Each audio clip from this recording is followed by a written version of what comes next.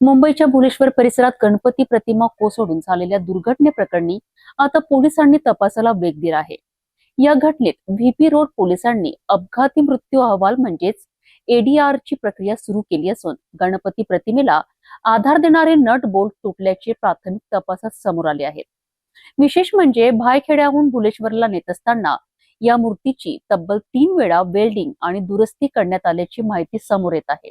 भुलेश्वरमधील गणपती प्रतिमा हादसा नेमका कशामुळे घडला याचा तपास आता व्हीपी रोड पोलिसांकडून सुरू आहे। प्राथमिक माहितीनुसार गणपती प्रतिमेला आधार देणारे नट बोल्ट तुटल्याने ही दुर्घटना घडल्याचे समोर आले आहे।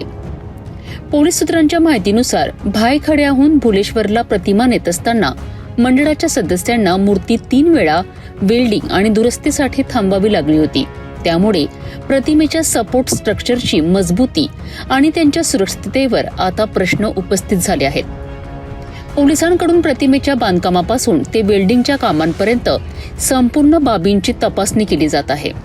त्यासोबतच प्रतिमा वाहतुकीची व्यवस्था कशी करण्यात आली होती, सपोर्ट स्ट्रक्चर कोणत्या पद्धतीने तयार करण्यात आले होते आणि वाहतुकीदरम्यान आवश्यक सुरक्षा नियमांचे पालन झाले होते का याचीही चौकशी केली जात आहे। हादसापूर्वी करण्यात आलेल्या दुरुस्तीचीही पोलिसांकडून माहिती घेतली जात आहे।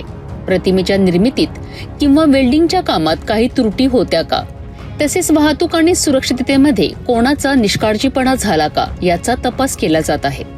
या तपासात जर कोणाचा निष्काळजीपणा किंवा जबाबदारी निश्चित झाली तर संबंधित व्यक्तींविरोधात फौजदारी कारवाई होण्याची शक्यता आहे। म्हणूनच आता पोलिसांच्या तपासातून या दुर्घटनेमागचे नेमके कारण काय होते आणि सुरक्षा व्यवस्थेत कुठे चूक झाली हे स्पष्ट होणार आहे। भुलेश्वरमधील गणपती प्रतिमा हादसा प्रकरणी एडीआर ची प्रक्रिया सुरू झाली असून प्रतिमेचे सपोर्ट स्ट्रक्चर, वेल्डिंग, दुरुस्ती आणि वाहतुकीची संपूर्ण माहिती पोलिसांकडून तपासला जात आहे।